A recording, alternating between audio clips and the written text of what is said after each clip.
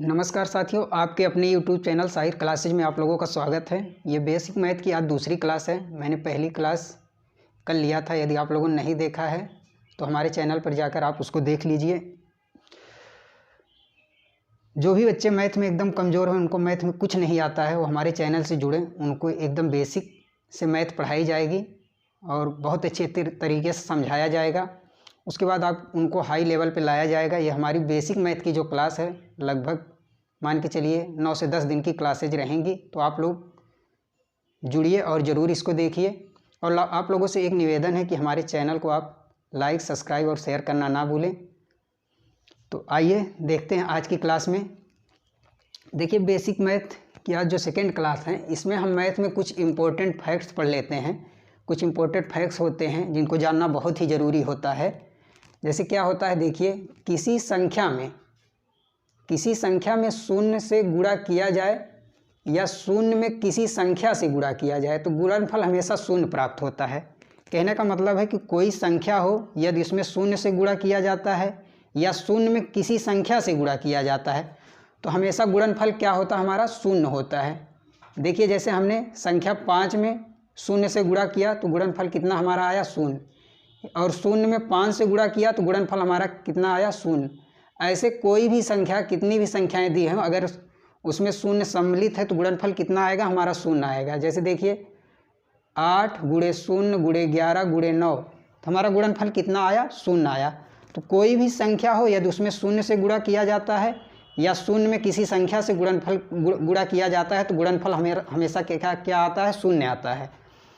अब देखिए, दूसरी पॉइंट हमारी क्या है, शून्य में किसी संख्या से भाग दिया जाए तो भागफल शून्य प्राप्त होता है। यदि शून्य में किसी संख्या से भाग दिया जाता है तो भागफल हमारा क्या प्राप्त होता है, शून्य प्राप्त होता है।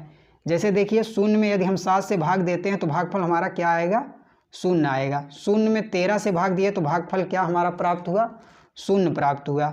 ऐसे कोई भी, कितनी भी बड़ी संख्या हो, उससे अगर शून्य में भाग दिया जाता है तो भागफल हमारा क्या प्राप्त होता है, शून्य प्राप्त होता है।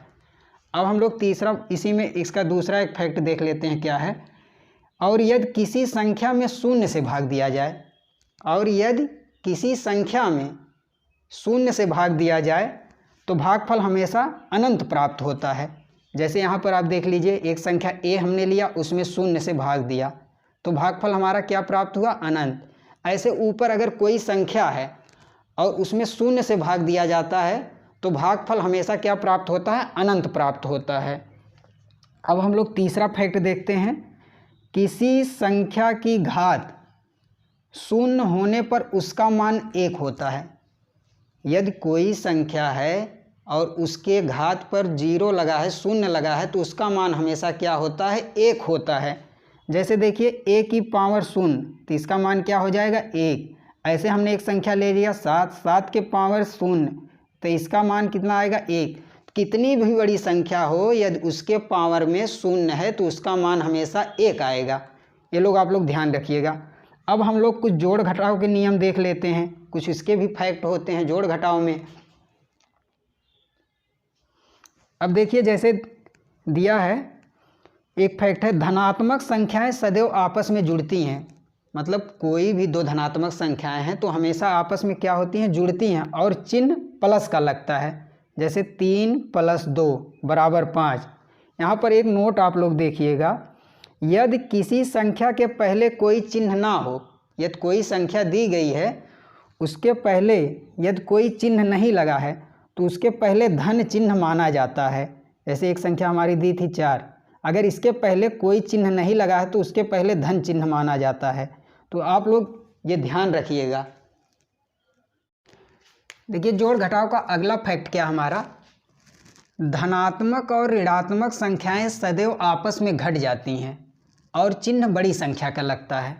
कहने का मतलब है कि एक संख्या धनात्मक हो और एक संख्या ऋणात्मक दी है तो वो आपस में घट जाएंगी, और जो बड़ी संख्या रहेगी उसका चिन्ह प्राप्त मान के आगे लगा दिया जाता है।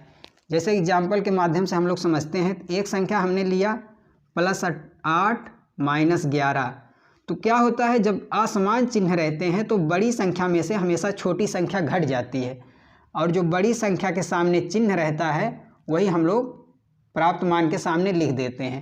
तो देखिए +8 - 11, 11 में से 8 जब निकलेगा तो बचेगा 3, और इसमें बड़ी संख्या 11 है, 11 के सामने हमारा चिन्ह कौन सा है, माइनस का लगा है, तो जो प्राप्त मान होगा उसके सामने हम लोग वही माइनस का चिन्ह लगा देंगे।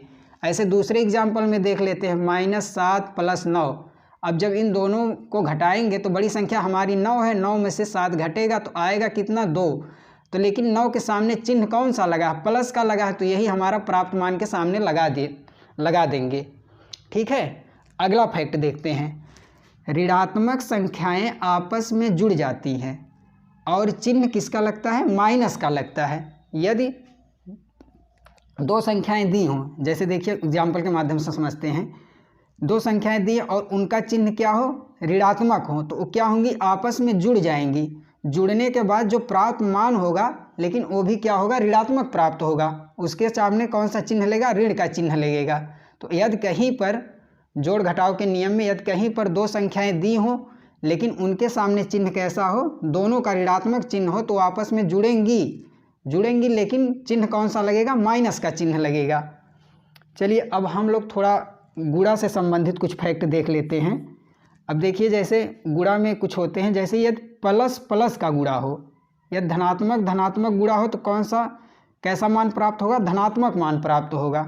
जैसे हमने दो संख्याएं ली, एक लिया +4, दूसरी लिया +3, दोनों का जब गुणा करवाएंगे तो जो हमें जो मान प्राप्त होगा वो कैसा होगा, वो भी धनात्मक मान प्राप्त होगा। अब दूसरा देखते हैं, यदि एक संख्या प्लस हो दूसरी माइनस हो। अब देखिए उदाहरण के माध्यम से, हमने एक संख्या +4 लिया, दूसरी संख्या -3 लिया। जब इन दोनों का आपस में गुणा कराया जाता है तो कैसा मान प्राप्त होता है, ऋणात्मक मान प्राप्त होता है। यदि एक संख्या प्लस हो एक संख्या माइनस हो और उन दोनों का आपस में गुणा कराया जाए तो जो भी मान प्राप्त होगा वो क्या होगा, ऋणात्मक मान प्राप्त होगा। अब देखिए अगला देखते हैं, माइनस गुणे माइनस, यदि दो ऋणात्मक संख्याएं हैं और उनका आपस में गुणा हो रहा है तो जो मान प्राप्त होगा वो कैसा मान प्राप्त होगा, धनात्मक मान प्राप्त होगा। जैसे हमने एक संख्या लिया -4, दूसरी संख्या लिया -3। जब इन दोनों का आपस में हम गुणा करवाते हैं तो हमें जो मान प्राप्त होता है तो कैसा मान प्राप्त होगा, धनात्मक मान प्राप्त होता है। अब इसी में थोड़ा सी और चीज़ समझ लेते हैं जो बहुत इम्पोर्टेंट है, आगे जब आप क्वेश्चन करेंगे तो इसका बहुत ही महत्व रहता है। देखिए अगर ऋणात्मक संख्या का गुणा सम बार हुआ हो, यदि ऋणात्मक संख्या का गुणा कितनी बार हुआ है, सम बार। सम का मतलब जो 2 से कट जाएं तो वो सम होती हैं। यदि ऋणात्मक संख्या का गुणा कितनी बार, सम बार हुआ है, तो जो मान प्राप्त होगा वो कैसा मान प्राप्त होगा, वो धनात्मक मान प्राप्त होता है। लेकिन ये अगर ऋणात्मक संख्या का गुणा विषम बार हुआ है, विषम बार मतलब जो विषम संख्याएं होती हैं, जैसे आपकी 1 हो गई, 3 हो गई, तो ये सब क्या होती हैं, विषम संख्याएं। अगर इनका विषम बार हुआ है लेकिन जो मान प्राप्त होगा वो कैसा मान प्राप्त होगा, वो ऋणात्मक मान प्राप्त होगा। जैसे उदाहरण के माध्यम से हम लोग समझते हैं, देखिए जैसे दिया है 2 × 3 × 4 × 2 × 3। अब हम इसका आपस में गुणा कर लेते हैं, 2 × 3 = 6, 6 × 4 = 24, 24 × 3 = 72, 72 दूना 144। हमने 144 लिख दिया। अब यहाँ पर हम चिन्ह अभी नहीं लिखेंगे, अब हम लोग देखेंगे कितनी बार ऋणात्मक संख्या आई है, 1 2 3। अब 3 बार आई है ऋणात्मक संख्या, तो 3 कैसी है, विषम संख्या। तो हमने बताया कि यदि ऋणात्मक संख्या का गुणा विषम बार होता है तो चिन्ह कैसा लगेगा, तो चिन्ह हमारा यहाँ कैसा लगेगा, यहाँ माइनस चिन्ह लग जाएगा। अब ऐसे दूसरे वाले में देख लेते हैं, -3 × -4 × -5 × -2। अब हम इनका आपस में गुणा कर लेते हैं, 3 × 4 = 12, 12 × 5 = 60, 60 दूना 120। अब 120 आ गया। अब हम इसमें देखेंगे ऋणात्मक संख्या कितनी बार हैं, 1 2 3 4, 4 बार है। 4 कैसी संख्या है, सम संख्या है। तो हमने कहा था कि अगर ऋणात्मक संख्याओं का गुणा सम बार हो तो चिन्ह कैसा लगेगा, प्लस लगेगा। तो ये लोग आप लोग समझ गए होंगे। अब हम लोग देखते हैं भाग का नियम। भाग में क्या होता है, अब देखिए भाग, यदि अंश और हर के चिन्ह समान हैं तो धनात्मक मान प्राप्त होगा। यदि अंश और हर के चिन्ह समान है तो धनात्मक मान प्राप्त होगा। और यदि अंश और हर के मान असमान हैं तो ऋणात्मक मान प्राप्त होगा।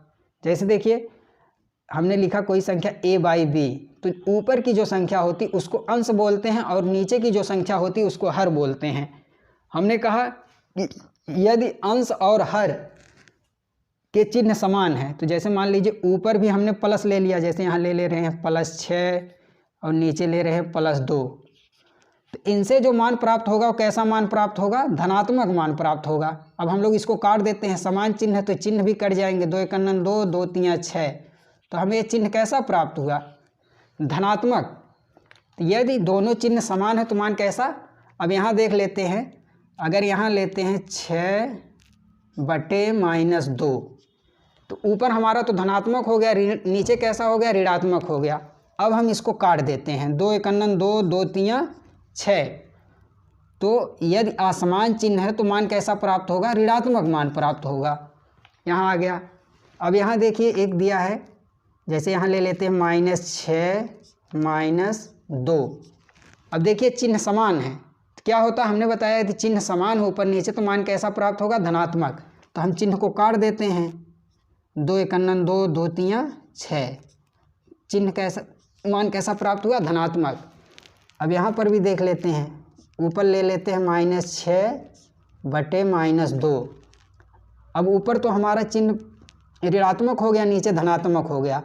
अब इसको हम काटेंगे, 2 × 2, 2 × 3 = 6, तो प्राप्त कैसा होगा? ऋणात्मक प्राप्त होगा। तो हम लोगों को ये ध्यान देना होगा, यदि दोनों चिन्ह ऊपर नीचे समान है तो मान कैसा प्राप्त होगा? धनात्मक मान प्राप्त होगा। और यदि चिन्ह असमान है तो मान कैसा प्राप्त होगा? ऋणात्मक मान प्राप्त होता है। थोड़ा सा इसको भी समझ लेते हैं जो बहुत कंफ्यूज करता है। जैसे देखिए लिखा है, ऊपर लिखा है -a/b, फिर ये लिखा है a/-b, ये लिखा है -a/b। ये तीनों चीज़ें एक ही होती हैं, लेकिन जब हम लोग क्वेश्चन करते हैं तो कहीं न कहीं कंफ्यूज हो जाते हैं। अगर ये बीच में जैसे माइनस आ गया तो हम लोग सोचते हैं हो सकता है इसका मान दूसरा आए, नीचे लग गया तो समझते हैं कि इसका मान दूसरा आए, ऊपर लग गया तो समझते हैं कि हो सकता है इसका मान दूसरा। लेकिन दोस्तों ये तीनों एक ही हैं। अगर चिन्ह असमान है तो तीनों एक ही हैं। जैसे हमने ये ले लिया 8/2 ले लिया, ऊपर हमने माइनस कर दिया तो इसका मान कितना प्राप्त होगा? -4। और दूसरे वाले के हिसाब से अगर हम ले लें, ऊपर 8 कर दे रहे हैं, नीचे -2 कर दे रहे हैं, इसको काटेंगे, इसका भी मान वही आएगा -4। अब इसका ले लेते हैं 8/2 और यहाँ माइनस लगा लेते हैं बीच में, लेकिन जब इसको काटेंगे तब भी इसका मान भी 4 ही आएगा। तो आप लोगों को कंफ्यूज नहीं होना है दोस्तों। ये हमारी आज की बेसिक मैथ की क्लास थी, तो आज यहीं पर समाप्त करते हैं। कल फिर उपस्थित होंगे अगली क्लास लेकर। बहुत बहुत धन्यवाद।